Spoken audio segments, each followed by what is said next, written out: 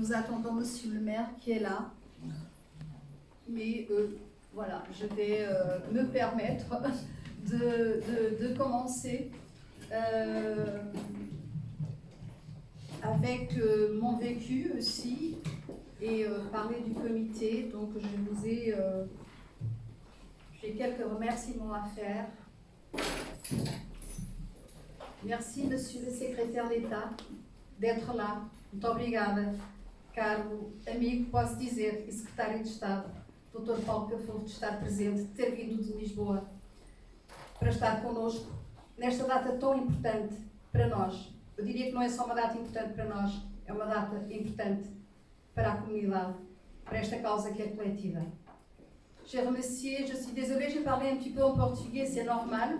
J'ai remercié Monsieur le ministre, délégué aux communautés portugaises à l'étranger, de sa présence. Il est venu directement du Portugal pour cet anniversaire qui nous marque tous, comme Manuel il a dit, 35 ans. Et c'est une cause qui est collective et ça vaut le coup d'en parler, de la répéter, de la souligner. Monsieur le maire arrive. Donc, Monsieur le ministre, Monsieur le consul général, Monsieur le maire, Monsieur et Mesdames les élus, qui sont nombreux, mes chers amis, mes chers membres du comité Elishit Sozamen, ceux qui sont là, et une pensée pour ceux qui ne peuvent pas être là, mais qui tout au long de la journée nous ont félicités. Nous ont dit il faut continuer. Je souhaiterais tout d'abord, au nom du comité, dire un grand merci à Monsieur Jean-François Aigrand, cher ami, maire de Senon, pour l'accueil chaleureux et pour avoir accepté que les commémorations du 35e anniversaire puissent avoir lieu ici dans cette ville où il fait bon vivre et qui est toujours traversée par un souffle venu du Portugal, avec ses nombreux habitants portugais et luso-descendants. Une adjointe d'origine portugaise, Linda Alves, merci d'être là, et une multitude d'associations qui, par ces diverses activités, font aussi vivre cette ville. Qui ne connaît pas, par exemple, la Hongrie portugaise de Gironde et la fête de l'artisanat et du marché portugais que j'espère va reprendre cette année. Merci. Reconnaissance également à toute l'équipe du Rocher de Palmer qui a œuvré au succès de cette journée d'anniversaire. Merci Joselette, merci Musique de Nuit. Je voudrais saluer tout particulièrement tous les membres du comité Elishit Sozamen, encore une fois, pour leur travail acharné. Un grand merci aussi à tous nos partenaires qui accueillent et financent nos actions. Ils ne sont pas nombreux parfois, donc il faut le rappeler. Sans votre soutien, rien de ce travail que nous faisons au quotidien de transmission et de mémoire serait possible. Gratitude à tous ceux et celles qui, tout au long de cette journée, je l'ai dit, mais je le répète, nous ont envoyé des messages de félicitations et d'encouragement. Mes très chers amis, en vos fonctions respectives, au nom du Comité national français Elishit Sozamen, un grand merci pour votre présence, votre fidélité et votre soutien depuis toutes ces années. Déjà 35 ans. 35 ans au service des mémoires. 35 ans de transmission. Parce que la transmission est mémoire. Comment faire perdurer la mémoire quand l'exil, la rupture ou le conflit brisent la possibilité de sa propre expression, de son expérience? La transmission se fait aussi par la reconnaissance. Alors, comment transmettre quand il n'y a pas cette reconnaissance? Dans un monde où le temps s'accélère, comment penser la transmission construite d'une part par un socle historique et mémoriel solide et d'autre part par une lutte pour sa reconnaissance au jour le jour? Comment concilier le poids du passé, son inscription sociale et culturelle avec la dynamique identitaire du monde dans lequel nous vivons?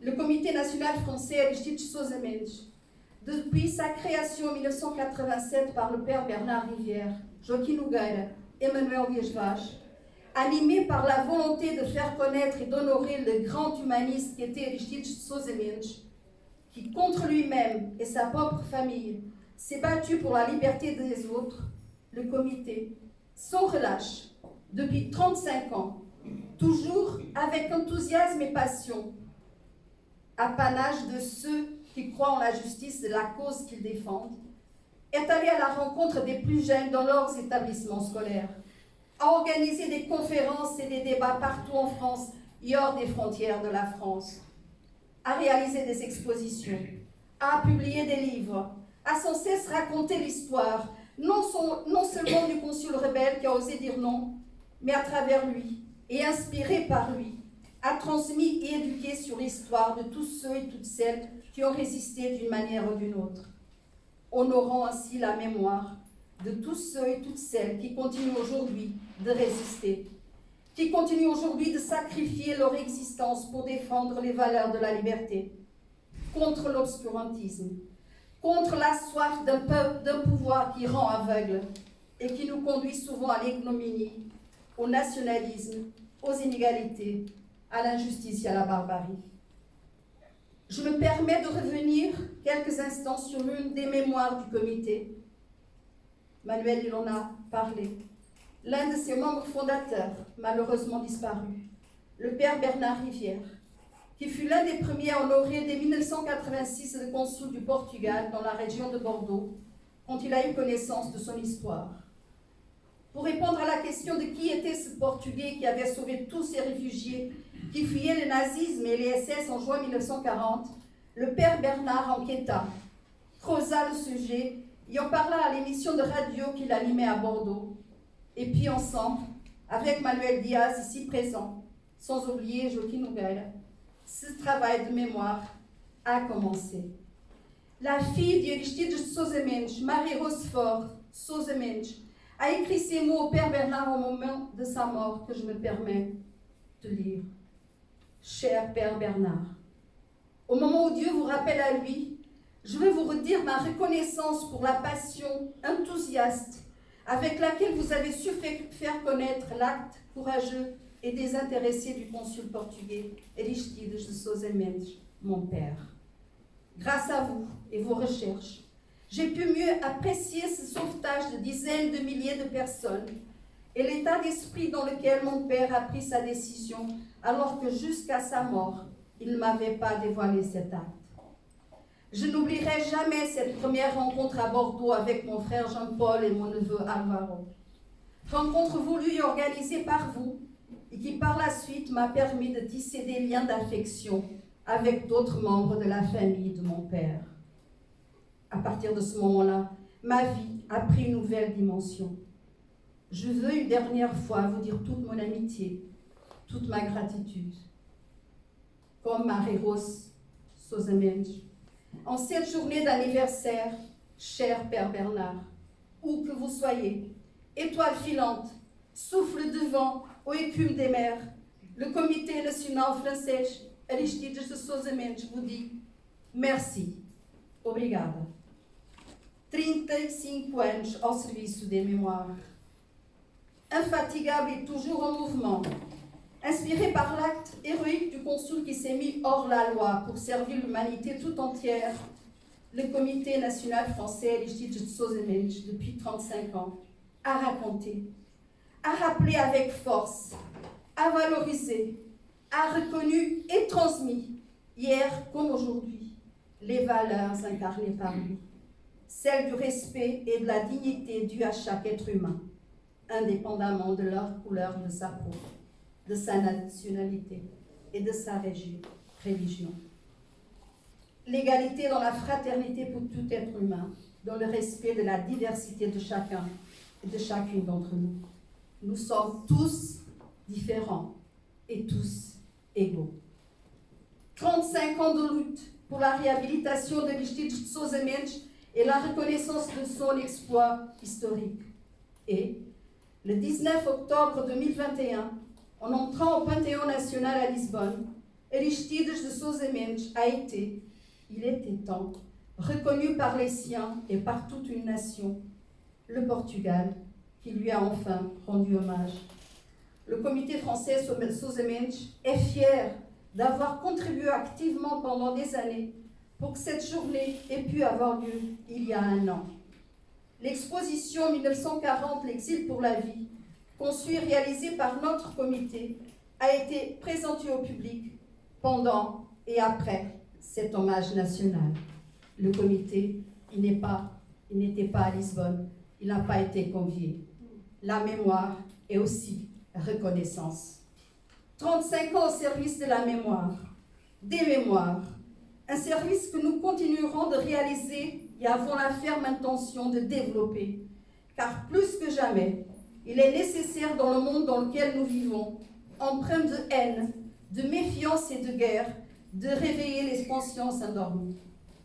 Nous devons continuer ce combat, inspiré par l'acte héroïque de Aristides de Sosemensch, avec la force de nos convictions, pour ne jamais oublier que l'être humain est seulement un et indivisible.